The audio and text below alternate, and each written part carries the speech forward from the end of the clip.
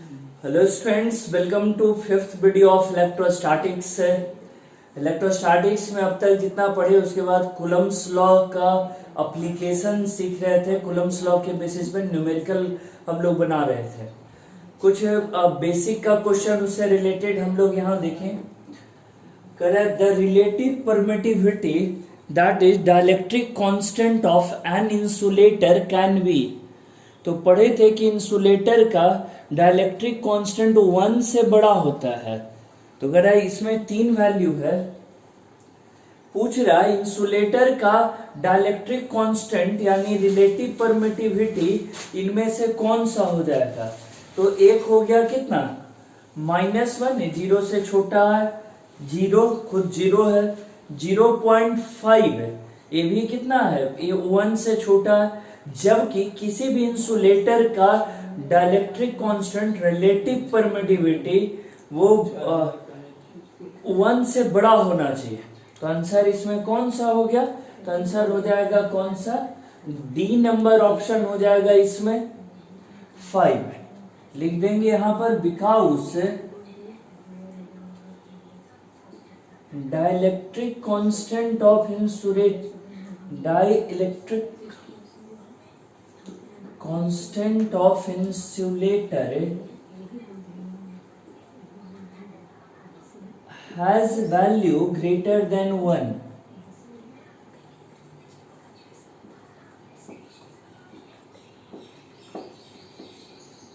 फिर कह रहा है कि the dielectric constant of insulator can not be. इनमें से कौन सा है जो डाइलेक्ट्रिक कांस्टेंट का इंसुलेटर का डाइलेक्ट्रिक कांस्टेंट नहीं हो सकता। तो कह रहा है कि इंसुलेटर का 1 से बड़ा होता है वो तो सीखे, लेकिन इसका डाइलेक्ट्रिक कांस्टेंट इंफिनिटी होता है किसका, मेटल का, कंडक्टर का। यानी कि 1 से बड़ा 3, 6, 8 ये तीनों इंसुलेटर का हो सकता है, लेकिन इंफिनिटी नहीं हो सकता। इंफिनिटी इंसुलेटर का ना होकर के कंडक्टर का होता है, मेटल का होता है। तो यहाँ पर कैन नॉट भी पूछ रहा है, तो ये इंफिनिटी जो है ये पॉसिबल नहीं है, ये संभव नहीं है। ऐसे ही कुछ हल्के क्वेश्चन से कॉन्सेप्चुअल क्वेश्चन जो है टॉपिक से रिलेटेड करना होता है, और वो शुरू में हम लोग यहाँ सीखेंगे, तब आगे फिर धीरे धीरे लेवल बढ़ेगा इसका। बट अभी काफी देर हम लोग को ऐसे डिस्कशन करना है। The ratio of gravitational force of interaction and electrostatic force of interaction between two electrons is the order of। दो इलेक्ट्रॉन और दो इलेक्ट्रॉन के बीच लगने वाला ग्रेविटेशनल फोर्स और इलेक्ट्रोस्टैटिक फोर्स दोनों का रेशियो किस ऑर्डर का होता है, यानी 10 टू द पावर कितना आएगा उसमें। दोनों कैलकुलेट करें। सबसे पहले मास ऑफ इलेक्ट्रॉन कितना हो गया, 9.1 10 टू दी पावर -31 kg, और charge on electron 1.6 10 to the power -19 coulomb. और जब gravitational force by electrostatic force का रेशियो चाहिए, ग्रेविटेशनल फोर्स कितना हो जाएगा, G M mass of electron. दोनों पॉइंट पर इलेक्ट्रॉन ही है, फर्स्ट पर भी इलेक्ट्रॉन है, सेकंड पर भी इलेक्ट्रॉन है। तो कह रहा है कि 20 का डिस्टेंस कितना कंसिडर किए, R. Gravitational force G mm by R square. Electrostatic force कितना हो जाएगा, 1/4πε0 Q1 Q2, तो दोनों इलेक्ट्रॉन का ही है, और divided by R square. R square cancel हो गया। जी का वैल्यू रखिए 6.67 into 10 to the power -11। Mass of electron और मास ऑफ इलेक्ट्रॉन दोनों सब्स्टिट्यूट कर दिए। नीचे देखिए, नीचे हो गया चार्ज ऑन इलेक्ट्रॉन QE कितना हो जाएगा, 1.6 इंटू 10 टू दी पावर -16 और 1.6 इंटू 10 टू दी पावर -19। और 1/4πε0 का 9 इंटू 10⁻⁹। कुल मिलाकर आंसर हो गया 6.67 into 9.1 divided by 1.6 into 1.6 into 9 10⁻आया। देखो सब ऊपर में जितना वो पावर ऐड हो जाएगा -11 -31 और यहाँ -31, ये तीनों ऐड हो जाएगा। -11 -31 -31, नीचे से 19 दोनों गया तो प्लस हो जाएगा, +19 और +19 और ये 9 नीचे प्लस है तो ऊपर जाकर ये कितना हो जाएगा माइनस। तो इन सबको एक साथ करके ऑपरेट करके लिख दें 31 31 62 और 11 73, फिर नीचे से 19 19 38 है और ये 9 ऊपर जाएगा तो माइनस है। कुल मिलाकर आंसर हो गया, ये डिवाइड कर लीजिए, ये लगभग आएगा 23.5 और उधर 10⁻⁴ हो गया 82 - 38 है, 82 - 38 है और ये हो गया 4 और 4 माइनस 23.5 है, इसको 2.35 अगर ले लें तो 10⁻⁴ हो गया -43, यानी किस ऑर्डर का फोर्स आया तो 10⁻⁻43 के ऑर्डर का फोर्स होगा। सिंपल वे में ग्रेविटेशनल फोर्स और इलेक्ट्रोस्टैटिक फोर्स कैलकुलेट करना था, दोनों लिखे, जी का वैल्यू रखे, मास ऑफ इलेक्ट्रॉन रखे, Q1 QE 1/4πε0 रखे और उसके बाद तो कुछ करना ही नहीं था, सिर्फ कैलकुलेशन कर देना था। और कैलकुलेशन करके स्टैंडर्ड रूप में जब अरेंज करेंगे तो 10⁻⁻43 आया, यानी कहा जाएगा कि फोर्स जो है का रेशियो जो है वो 10⁻⁻43 के ऑर्डर का होगा और आंसर होगा, करेक्ट आंसर है डी। पिछले कॉन्सेप्ट का एक क्वेश्चन और करते हैं ताकि कंफर्म हो जाए matter. If two alpha particles are separated by a distance of 10⁻⁻³ angstrom, then compare gravitational and electrostatic force acting between them, means between alpha particles।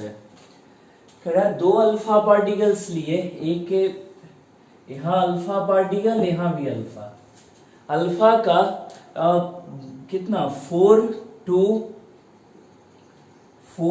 2 मास कितना हो जाएगा तो मास हो जाएगा कितना 4 और चार्ज कितना हो गया 2, मास 4 और चार्ज हो गया कितना 2, या साफ से ऐसे लिख दें, ये अल्फा, यहाँ भी ऐसे अल्फा और यहाँ डेटा में लिखे solution. Mass of alpha particle 4 unit mass होता है, 4 प्रोटॉन के बराबर होगा, तो 4 इंटू 1.66 इंटू 10⁻⁻27 तो इक्वल टू 6.6 अप्रोक्सीमेटली इतना आएगा into 10⁻⁻27 kg। Charge on alpha particle 2 into 1.6 into 10⁻⁻19 coulomb, 3.2 10⁻⁻19 coulomb. ऐसे लिख दिए। तो अल्फा का मास और अल्फा का चार्ज दोनों यहां मेंशन कर दिए।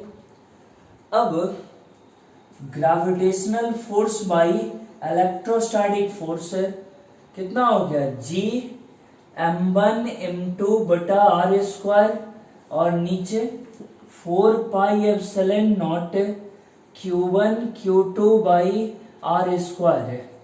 ये कट गया। G का 6.67 10⁻⁻11, मास ऑफ अल्फा 6.66 10⁻⁻27 10⁻⁻27 और नीचे 1/4πε0, इसका कितना हो गया 9 × 10⁻9 क्यू अल्फा 3.2 10⁻⁻19 3.2 10⁻⁻19। पूरा डेटा इतना जमा कर लिए और इतना डेटा जमा करने के बाद अब इसका कैलकुलेशन का देखेंगे।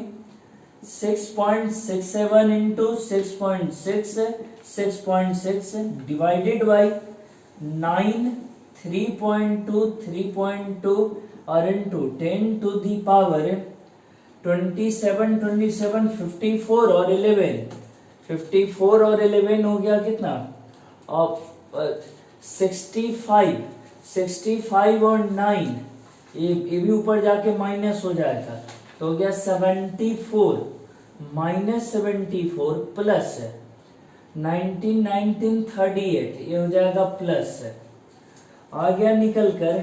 आगे वाला का तो कैलकुलेशन मैं कर दे रहा हूँ रफ करके और इधर 10⁻⁻ आया निकल कर -36 और आगे इसका कितना आएगा कैलकुलेशन कर देते हैं या आप अपने से भी कर सकते हो।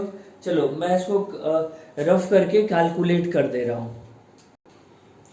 ये लगभग आ जाएगा कैलकुलेट करके 3.16 इंटू 10⁻⁻36 है।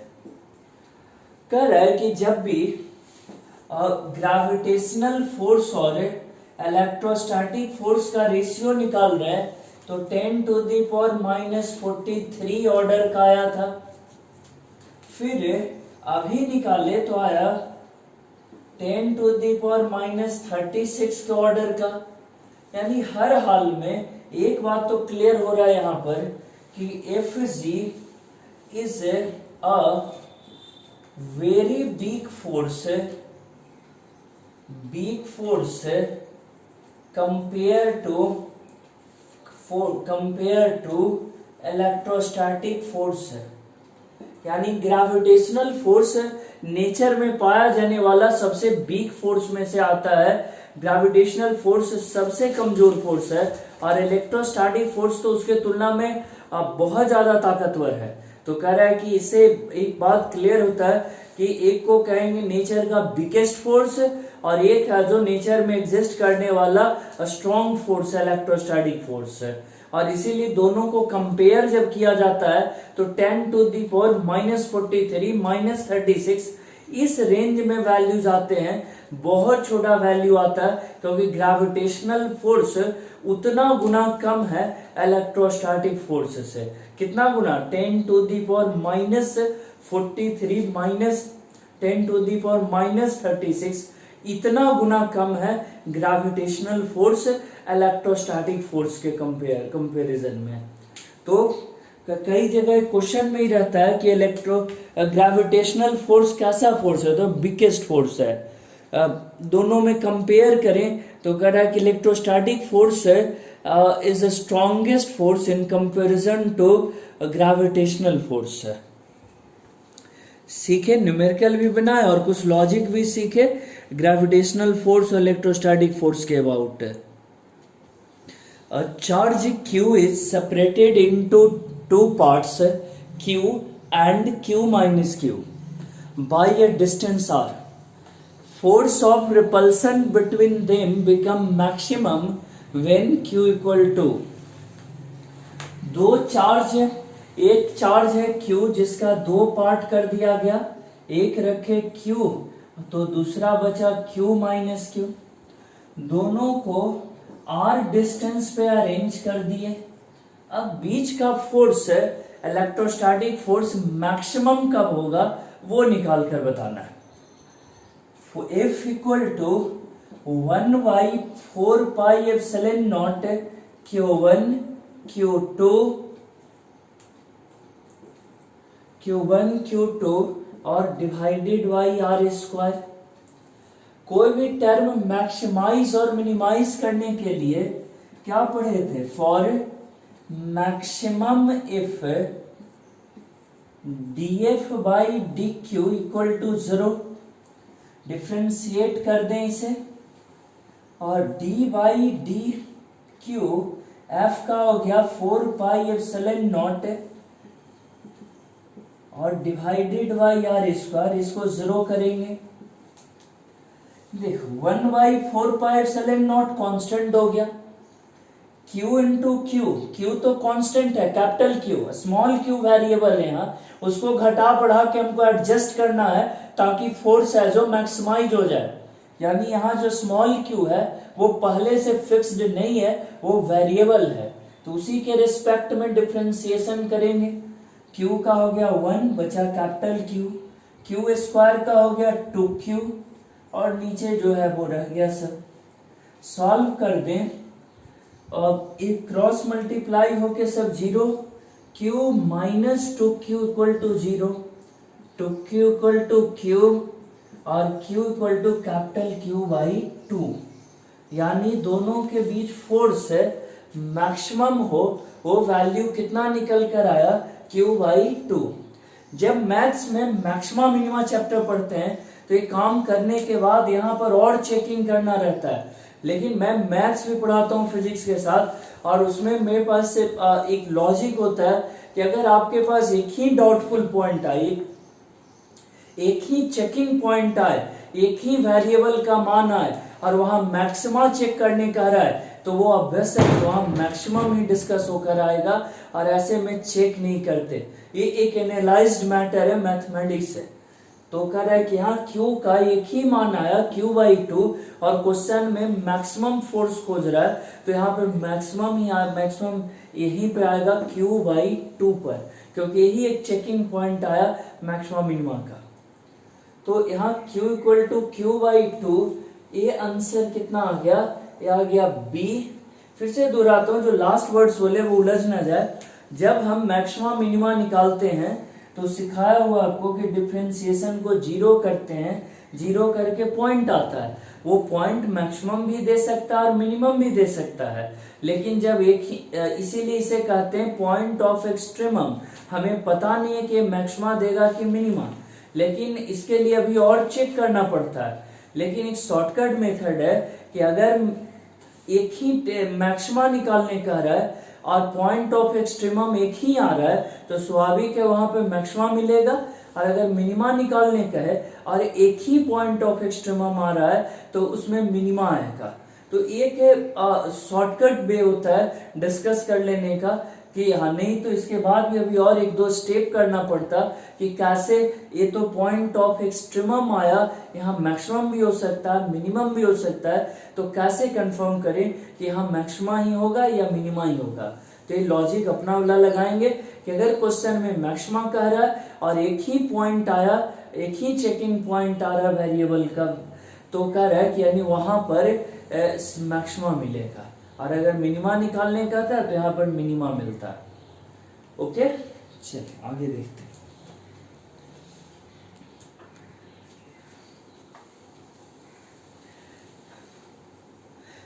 करेक्ट आंसर हो गया B, Q equal to Q by 2।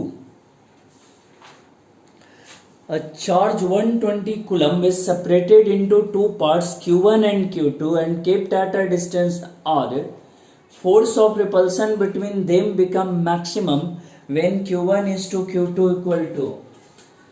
अभी अभी कॉन्सेप्ट में पढ़े कि किसी चार्ज को दो पार्ट में डिवाइड करते हैं तो मैक्सिमम फोर्स तब होगा जब दोनों वो हाफ हाफ डिवाइड हो, यानी Q1 यहाँ Q इक्वल टू है 120 कूलम्ब, Q1 इक्वल टू होगा Q by 2, 120 by 2 equal to 60 coulomb, और सेम वे में Q2 इक्वल टू भी, और ये भी आएगा निकल करके यानी 60 कूलम्ब।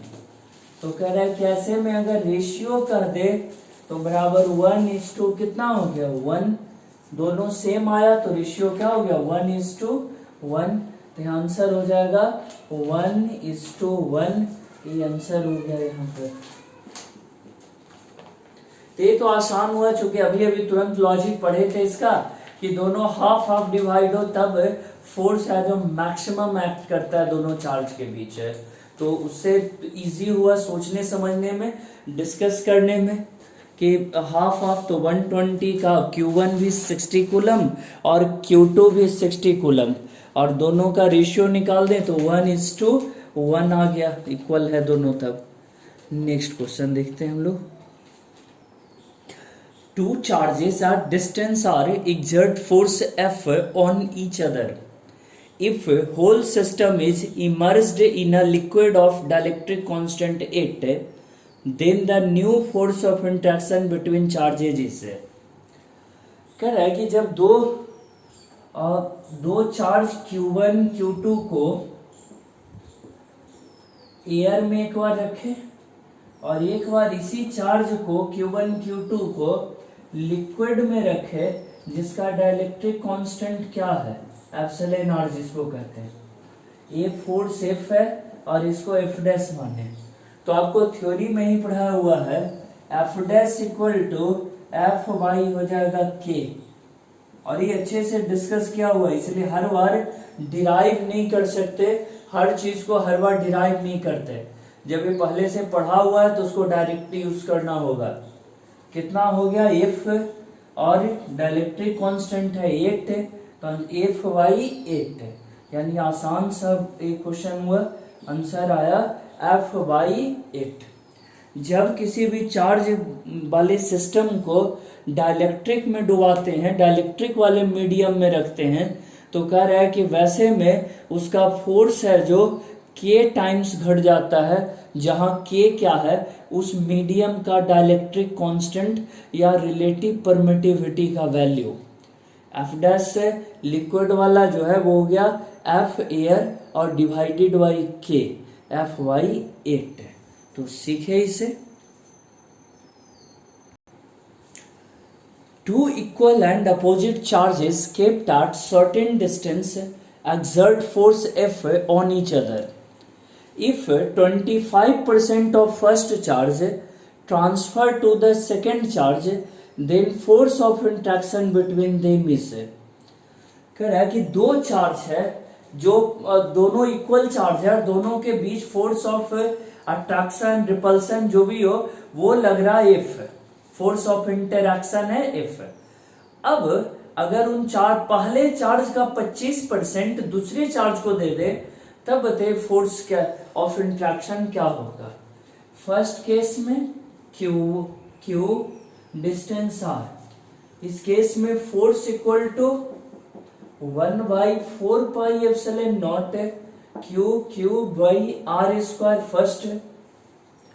सेकेंड केस बड़ा अलग है, इसका 25 इसमें 25% घट गया, 1 - 25/100, और इसमें 25% बढ़ गया तो 1 + 25/100, ये आ गया 75 Q/100, और ये हो गया 125 Q/100। और अब दोनों के बीच का फोर्स क्या होगा देखें, और एफ डैश नाम दे दें, 1/4 pi epsilon not 75 Q/100 into 125 Q/100, ये हो गया second F dash by F निकालें, एफ डैश बाई एफ, ये तो कट जाएगा, बचा कितना,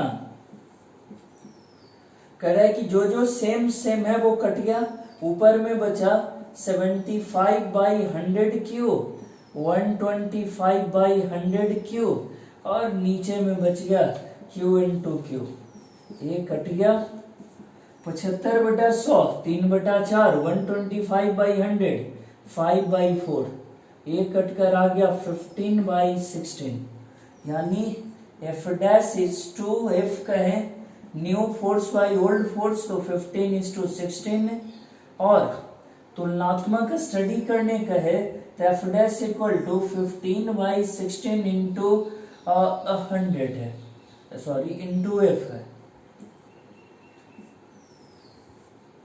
कह रहा है कि दोनों का रेशियो 15:16 आया, एफ डैश 15/16 इंटू एफ है।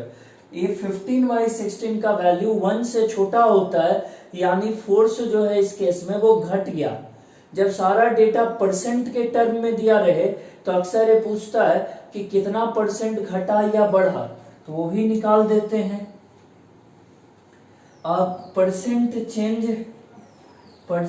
Change equal to F dash minus F बटा एफ इंटू 100 कितना आ जाएगा कैलकुलेट होकर, एफ डैश आया 15/16 माइनस एफ बटा एफ इंटू 100 इक्वल टू हो गया -f/16 और इंटू 100, एफ कट गया -100/16 यानी -6.25 और इतना परसेंट चेंज हुआ है। कितना परसेंट चेंज हो गया यहाँ दिख नहीं रहा, तो इसको यहाँ से हटा लेते हैं और ऊपर लिख देते हैं। कह रहा है कि आया -100/6% निकल कर, ये लास्ट वाले का वैल्यू यहाँ से ऐसे लाए -100/6%। कह रहा है कि माइनस साइन क्या इंडिकेट कर रहा है यहाँ पे, तो कह रहा है कि निगेटिव साइन मीन्स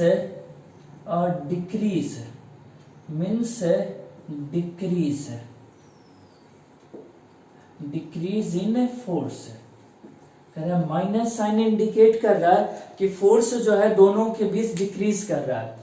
फिजिक्स के अबाउट जब भी डिस्कशन करते हैं ये बात हमेशा होता है, फिजिक्स का सिलेबस लेंदी जाता है। कारण ये है कि ये थ्योरेटिकल भी है, अदर सब्जेक्ट थ्योरेटिकल सब्जेक्ट जैसा, और ये मैथ जैसा मैथमेटिकल भी है हर चैप्टर में। तो इसमें दोनों एस्पेक्ट्स होते हैं फिजिक्स में, जितना ज्यादा थ्योरेटिकल कॉन्सेप्चुअल है और उतने ज्यादा मैथमेटिकल भी है। तो जब दोनों आप लेकर स्टडी करते हो तो इसमें टाइम भी लगता है, मेहनत भी लगता है, और आपका जो है ब्रेन यूटिलाइजेशन वो भी बढ़ता है। तो कह रहा है कि यहाँ पर, और ये चीज देखिए कुलम्स लॉ पढ़ते हुए भी कुछ एग्जाम्पल सीखे थे, और उसके बाद आज के क्लास में सिंपल एग्जाम्पल सब सीख रहे हैं जो टफ ना हो, बहुत आसानी से जो हम समझ सके। जो एप्लीकेशन सिखा है कुलम्स लॉ का उस लेवल का न्यूमेरिकल कर रहे हैं। आज के वीडियो का नाम भी रहेगा simple practice on coulomb's law. तो इस सिंपल क्वेश्चन का प्रैक्टिस कर रहे हैं।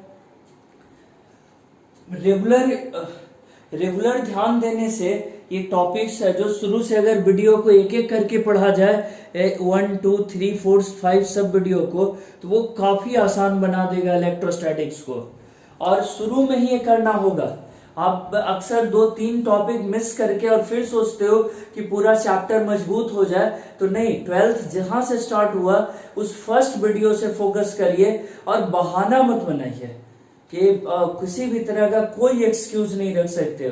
वीडियो 1 से अगर कोई पढ़े तो एकदम सिंपलेस्ट वे में बेसिक टू टॉप लेवल सब कुछ प्रोवाइड हो रहा है। सीखे इस क्वेश्चन को। देखिए इसमें कह रहा है कि फोर्स घटेगा और कितना परसेंट, तो 6.25% आ रहा है निकल कर। 100/6 इसको लिख भी देता हूं, 100/6 का 6.25% माइनस मीन्स डिक्रीज है। ओके, नेक्स्ट क्वेश्चन हम देखते हैं। एक और बढ़िया क्वेश्चन देखते हैं। 2 particles of equal mass m and charge q are placed at a distance 16 centimeter. They do not experience any force.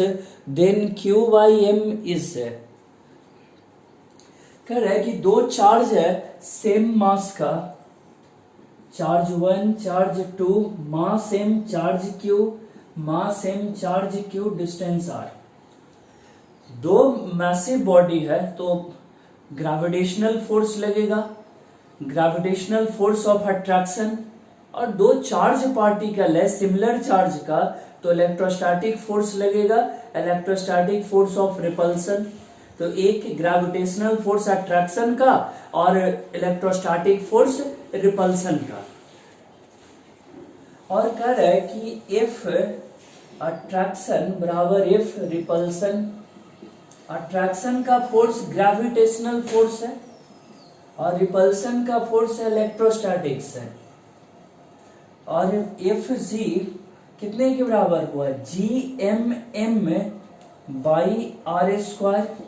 Electrostatics 4πε Q into Q by R square, ये cut गया, कितना आया क्रॉस मल्टीप्लाई करके G 4 pi epsilon Q square by M square, root कर दें, root under 4 pi epsilon G equal to Q by M.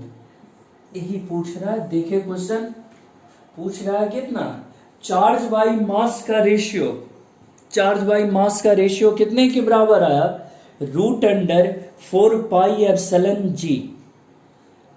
Value रख देंगे 4 pi epsilon G का, तो कैलकुलेट होकर आ जाएगा न्यूमेरिकली, लेकिन कैलकुलेट करना नहीं है अभी, तो इतने लाना है बस, एक डेरिवेशन एक्सप्रेशन की तरह लाकर रख दिए।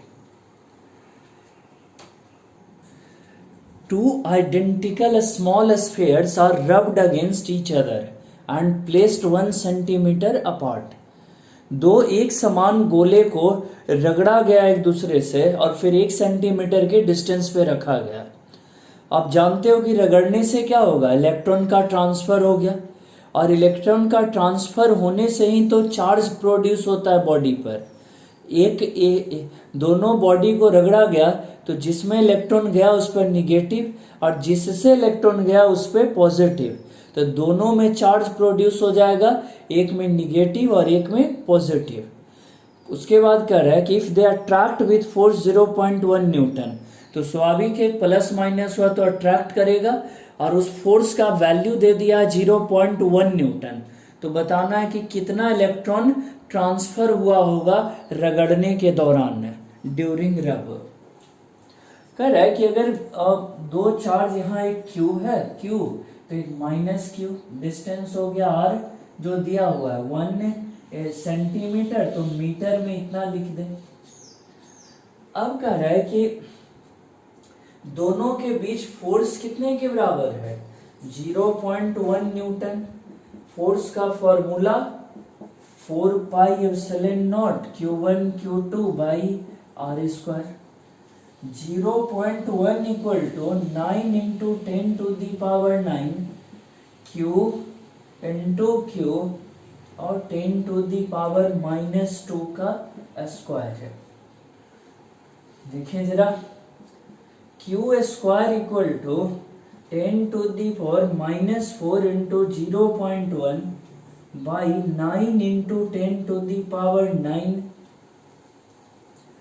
Q इक्वल टू यहाँ आ गया 1 बाई 10 टू दी पावर 5, 9 5 14 है, कितना हो गया यहाँ -14 और divided by 9।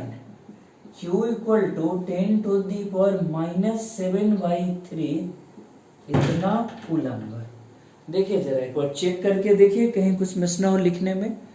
Force equal to 0.1 newton और force 1/4 pi epsilon naught Q1 Q2 बटा R square. 0.1 equal to 9 into 10 to the power 9 Q by this R square है, और Q स्क्वायर निकल गया और Q का वैल्यू आया निकल करके कितना 10 टू दी पावर -7/3 कूलम। ठीक है, Q पढ़ लिया हूँ, तो कह रहा है कि दोनों बॉडी में इलेक्ट्रॉन का ट्रांसफर ऐसे जब होता है तो कह रहा है कि कितना इलेक्ट्रॉन ट्रांसफर हुआ Ne, तो Ne Q equal to Ne पढ़े हैं, N इक्वल टू Q बटा E, 10 to the power -7/3, 1.6 10 to the power -19, 10 to the power ये ऊपर चला जाएगा तो 12 है, और 3 इंटू 1.6 है, 10 into 10 to the power 11 by 4.8 है, 2 पॉइंट कितना आ जाएगा लगभग 496 4 अप्रोक्सीमेटली, और इतना इन 11 इतना इलेक्ट्रॉन्स है। तो ये आंसर आया निकलकर 2.1 into 10 to the power 11 electrons. Question लिखते समय जब आप नोट करोगे इसे तो कैलकुलेशन अपने से भी रिपीट करेंगे।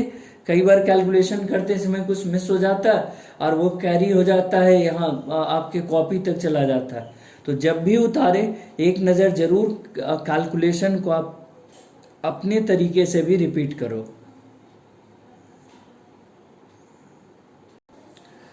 The force between two charges when separated by a distance r in air is 40 Newton.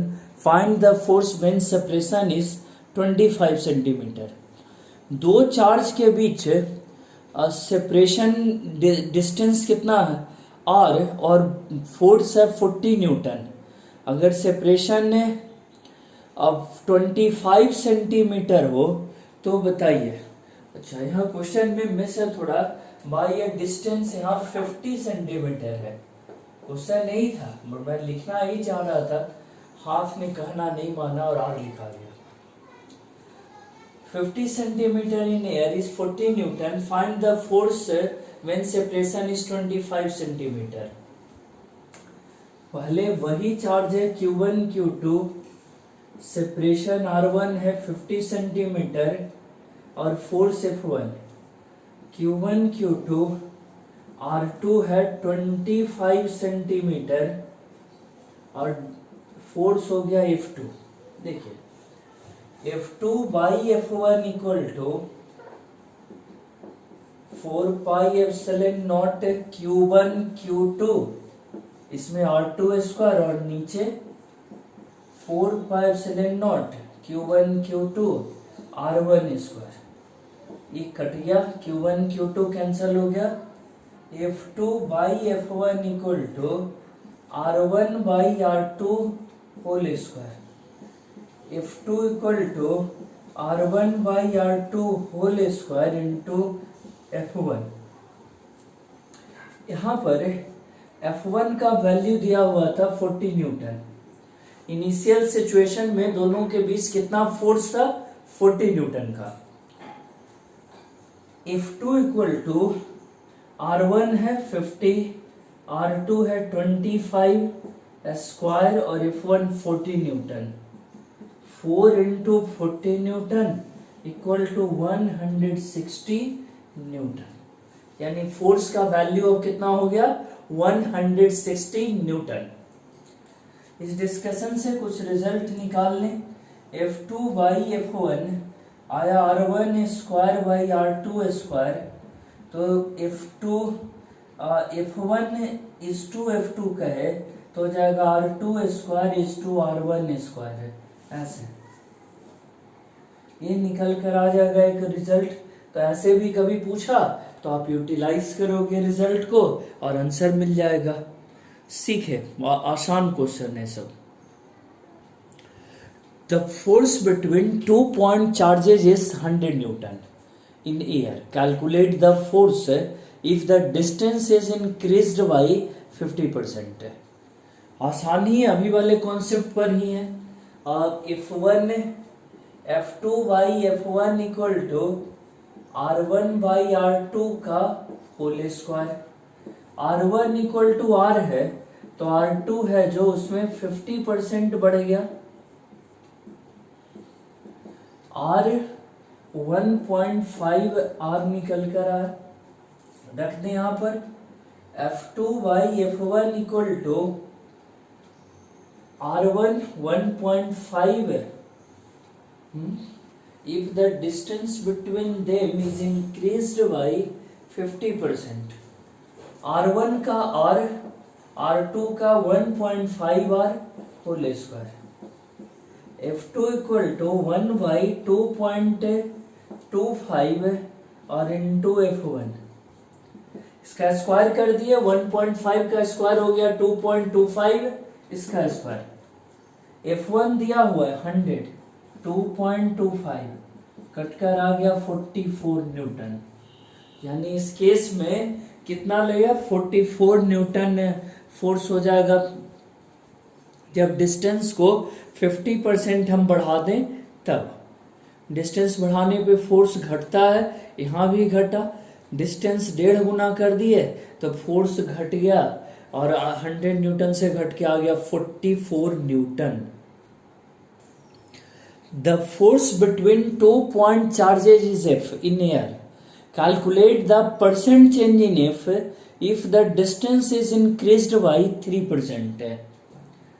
सब तरह का क्वेश्चन करते करते अब इस जगह तक पहुंचे कि जो सिंपल एप्लीकेशन के क्वेश्चन है वो अब समाप्त होने वाला है। अब इस पे स्टैंडर्ड एप्लीकेशन करवाएंगे इसके बाद। तो इस कैटेगरी में अब लास्ट में क्वेश्चन पढ़ते हैं कि अगर डिस्टेंस 3% बढ़े तो फोर्स कितना चेंज होगा। जब 5% से ज्यादा हो, 10-20%, 50%, तब पिछला मेथड सीखा।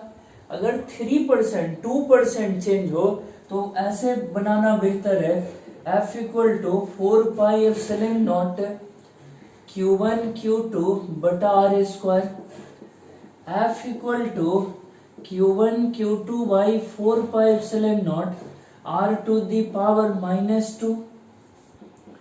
डिफ्रेंशिएट कर दें इसे, कितना हो जाएगा डिफ्रेंशिएशन करके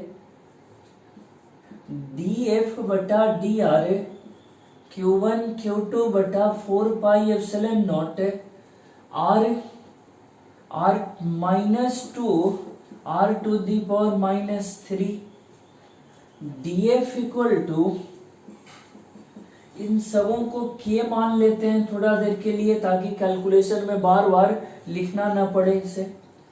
K -2 R -3 dF R into dr, ऐसे लिखे। dF और बटा F equal to -2K R -3 into dr। F कितना हो गया K R to the power -2, इतना तो समझ रहे। इसको जब K मान लिए थे हम लोग कैलकुलेशन में सुविधा के लिए, तो हो गया K R -2, यहाँ F dF बटा F K R to the power -2, K cancel हो गया, ये भी कटा, R to the power -1 dF by F -2 dr बटा R।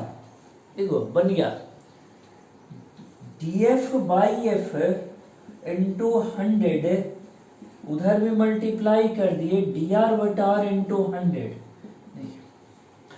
Change in force with respect to force into 100, तो हो गया percent change in F, percent change in F force -2 into percent change in R, percent change in R। तो ये formula बन गया। अब अभी वाले क्वेश्चन में R में कितना, डिस्टेंस में कितने का चेंज हो रहा था, 3% का वहां, तो 2 इंटू 3% इक्वल टू -6% है, यानी कितने का हुआ -6%। माइनस यहाँ इंडिकेट कर रहा है कि R अगर बढ़ेगा तो F घटेगा, माइनस मीन्स डिक्रीजिंग बिहेवियर, यानी force decreased by 6%, force decreased by 6%, negative sign बराबर डिक्रीजिंग, यहाँ निगेटिव साइन डिक्रीजिंग को दर्शा रहा है। निगेटिव साइन का मतलब क्या है, डिक्रीजिंग है, negative sign equal to decreasing है। तो यहां तक सीखे।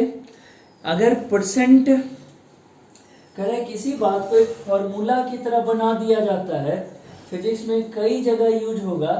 कोई भी फंक्शन है एफ एक्स या फंक्शन के मॉडल में लिखें x to the power n model का है, तो कह रहा है कि इसमें आएगा percent change in F X equal to n into percent change in x। तो ये बहुत यूजफुल है और कई जगह आपको न्यूमेरिकल बनाने में डायरेक्टली ये काम आएगा। वेयर, या ऐसे लिख दें, for small change in x less than equal to 5%, इतना तक का हो तो हम डायरेक्ट इस तरह का फॉर्मूला यूज कर सकते हैं, percent change in F X N into percent change in X है। तो यहां तक यूज कर सकते थे फॉर्मूला है डायरेक्टली स्मॉल चेंज के लिए। तो बस यहीं तक, ठीक है, इस वीडियो लेक्चर के लिए इतना ही। नेक्स्ट में फिर पढ़ते हैं, और तब तक कहता है कि आप लोग रिवीजन करते रहिए और सीखते रहिए, और कल से बताता हूं कि उत्साह मेंटेन करके रहिए। हादसों की जद में है तो क्या मुस्कुराना छोड़ दें, और जलजलों के डर से घर बनाना छोड़ दें। सिचुएशन के हिसाब से खुद को हैंडल नहीं होने देंगे हम लोग, सिचुएशन को कंट्रोल करके, और जैसा भी हो अपने बस में लाएंगे उसे। नेक्स्ट वीडियो में thank you for watching and learning.